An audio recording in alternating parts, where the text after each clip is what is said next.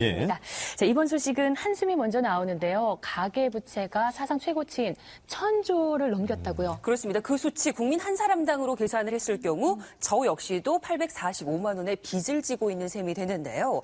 대출을 받은 사람들 대부분이 원금보다 높은 이자 때문에 대출을 갚지 못하는 상황이었습니다. 그런데 이 상황에서 떼인 돈을 받아준다는 업체가 성황이라고 하는데요. 신용회사라는 이름으로 포장된 이 업체들의 어두운 실태를 취재했습니다. 무섭지 지금. 그 돈 있어도 사고 없어도 사. 너는 웬만하면 눈에 띄지 말고 살아라. 사채를 쓴 뒤 매일같이 협박에 시달렸다는 사람들. 아가씨 처음 보는 거 있어. 거기서 이제 충격이 좀 컸죠. 몰래쯤 죽을 간다고. 협박, 폭언, 폭행. 돈을 받아내기 위해서라면 수단과 방법을 가리지 않는다는 불법 추심을 아십니까? 지난 19일 광주 지역을 일대로 고리대금을 하던 사채업자들이 붙잡혔습니다. 대부분 등록이 되지 않은 불법 업체를 운영하고 있었는데요. 여교사부터 직업 여성에 이르기까지 주로 여성들을 상대로 해서 돈을 빌려주고 그 이자를 받았는데 그런데 문제는 바로 이자에 있었습니다. 서류 뭉치가 쌓일 정도로 자주 이자를 받으면서 위협적인 행동도 서슴지 않았다는데요. 협박 그리고 게시판에 글을 올리거나 허위사실을 유포하는 등으로 말하자면 피해자를 강하게 압박해서 이자를 받아낸 이런 사건입니다. 여교사였던 피해자에게 이자를 받아내려고 교육청 홈페이지에 허위글을 퍼뜨리는가 하면 밤마다 전화를 하며 괴롭혔다는 사채업자들. 피해자는 그로 인해서 정신과 치료까지 받았다는데요. 피해자가 받은 스트레스를 짐작해 했습니다. 교사였던 피해자 A씨는 불법 추심으로 인해 정신과 치료를 받고 있는 것으로 확인이 됐습니다. 그런데 이 사채업자들의 악행은 여기서 그치지 않았습니다. 이들은 전문 여성들을 상대로 돈을 빌려주고 무려 380%의 고리대금을 받고 있는 것으로 확인이 됐습니다.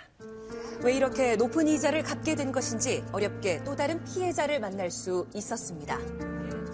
100만 원부터 시작을 하게 된 거죠. 100만 원을 처음에 이렇게 빌리셨는데 나중에는 그 금액이 얼마로 불어난 거예요? 제가 2억까지 넘어가 버렸고요. 2억이요? 네. 100만 원이? 네. 계속 부풀어지더라고요. 그러니까 하루 2만 원에서 4만 원으로 됐다가 4만 원에서 6만 원이 됐다가 하루 이자가요? 6만 원에서 8만 원이 됐다가 하루에 제가 이제 120 얼마까지 갔어요. 하루에 낸 이자가 120만 원이었습니다. 과연 사채 이자는 얼마나 높은 것일까? 100만 원을 빌렸을 때 일반적인 사채 이자를 적용하고 나면 고작 50만 원을 갚게 되는 셈인데요. 제작진이 만난 피해 여성은 하루에 2만 원씩 이자를 늘려가는 일수 사채를 쓴 것이었습니다. 전화 한 통이면 별다른 조건 없이 누구나 돈을 빌려주기 때문에 사채를 쉽게 이용하게 됐다는데요. 하루만 이자를 넣지 못해도 협박 독촉 전화에 시달렸다고 합니다. 전화 한번 하지. 네 번째 메시지입니다. 너 지금 뭐 하자는 거야, 인마? 진짜 이상한 놈이네. 네가 사람 시험을 쓰겠어? 다섯 번째 메시지입니다. 야, 너는 숨 쉬는 거 빼놓고 모든 게 다 거짓말이고 그 돈 있어도 사고 없어도 사. 너는 웬만하면 눈에 띄지 말고 살아라. 이자를 갚지 못할 정도로 돈을 불려놓고 또 다른 사채 사무실에서 돈을 빌려 쓰길 권했다는데요. 심지어 이 여성을 팔아넘기려 했다고 합니다. 아가씨 촌 보낸다 했을 때 거기서 이제 충격이 좀 컸죠. 제가 거기까지 이제 끌려도 가봤어요. 저는 아가씨 촌까지. 아, 정말요? 네. 실제로? 네. 하루에 이자만 128만 원을 내는 극한 상황까지 치달았다는 여성. 결국 경찰에 신고를 하고 나서야 빚더미와 협박에서 벗어날 수 있었다고 합니다. 빚을 받아내기 위해서 욕설을 퍼붓고 협박에 폭행까지. 이런 행위들을 불법 추심이라고 하는데요. 영화 속에만 등장하는 일이라고 생각하겠지만 이런 일을 당하며 공포에 떠는 사람들은 적지 않습니다. 자영업을 하는 김상수 씨도 마찬가지였는데요. 사업이 어려워지면서 생긴 빚 때문에 텅 빈 사무실을 홀로 지키고 있었습니다. 지금 정확하게 얼마? 한 2,800 정도 나왔어요. 처음에는 얼마셨던 거예요? 3,200 정도 됐었는데 갚아나가고요. IMF 이후 순식간에 생긴 빚이 불어나 버렸지만 한 달에 60만 원 이상 성실히 갚아 나갔다는데요. 그러던 어느 날 사무실에 불청객이 찾아왔습니다. 떼인 돈을 받으러 왔다는 추심업자들, 자신들을 해결사라고 지칭했다는데요. 아니거든요, 지금요. 말할 수 없이 다 고통을 당하고 있죠. 그게 뭐냐면 여자 사체보다 더 어려운 거예요, 당하는 것이. 왜냐면 이 사람들 무조건 추심해갖고 들어가고는 들어가 버리니까. 당시 상황이 담긴 통화 내용도 확인할 수 있었습니다. 뭐 이런 뭐 장난치는 뭡니까 지금? 예? 아니 뭐 장난치는 것도 뭐 하시는 거예요 지금? 한 20일만 좀 기다려봐야 돼. 완전 나 그냥 잠깐 그만하시고 그냥 약속을 지켜주셔야지. 그 양말이 무슨 뭐 초등학생들은 뭐 유치원은 뭐 숙제 하나 진짜?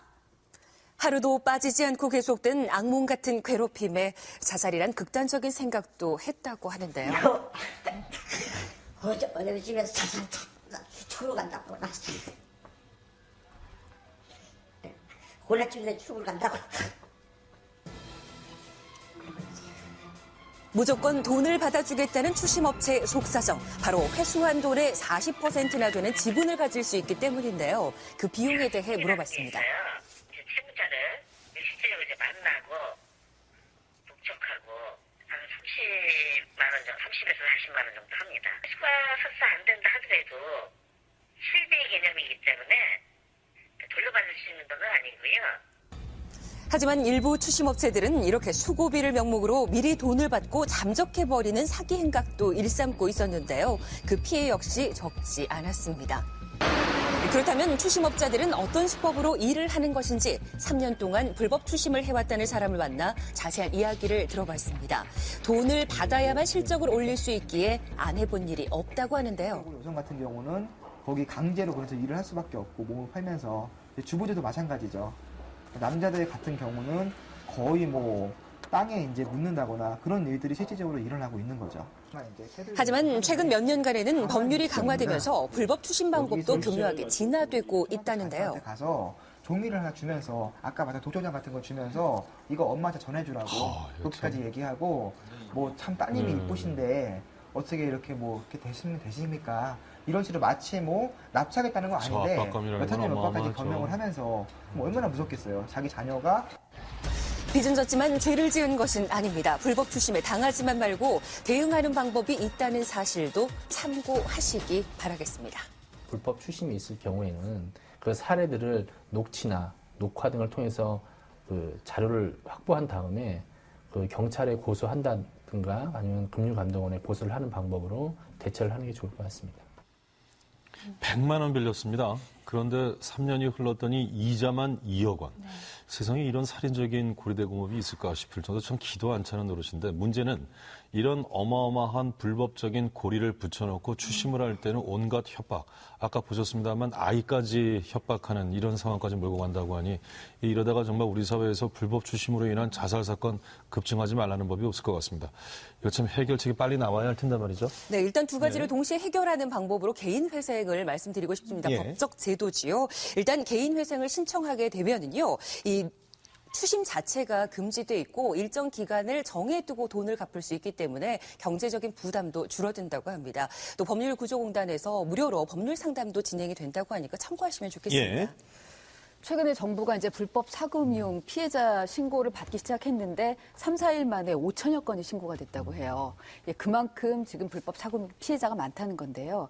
정부가 뭐 5월 말까지 한다고 그러는데 그건 기한을 둘 일은 아닌 것 같은 생각이 들고요. 구조적으로도 한 서너 가지가 이게 대책이 필요한 것 같은데 일단은 법정 최고금리가 지금 39%까지나 되는데 전 세계적으로 제일 높습니다.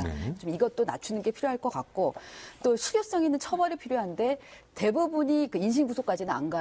그 피의자들한테. 그러니까는 이 부분에 대해서는 좀 더 강화할 필요가 있을 것 같고 무엇보다도 이 급전이 필요한 사람들이 이 사채를 쓰는 경우가 많기 때문에 결국은 미소금융 같은 이 서민금융을 좀 대폭 확대하는 게 필요한 것 같습니다. 서민들에게 은행 문턱은 여전히 좀 높죠. 네, 그렇습니다. 화면에서도 나왔지만요. 불법 추심으로 고통을 받고 계시다면은 이 증거를 남기는 것도 도움이 된다고 하니까 기억해 두시면 좋을 것 같습니다.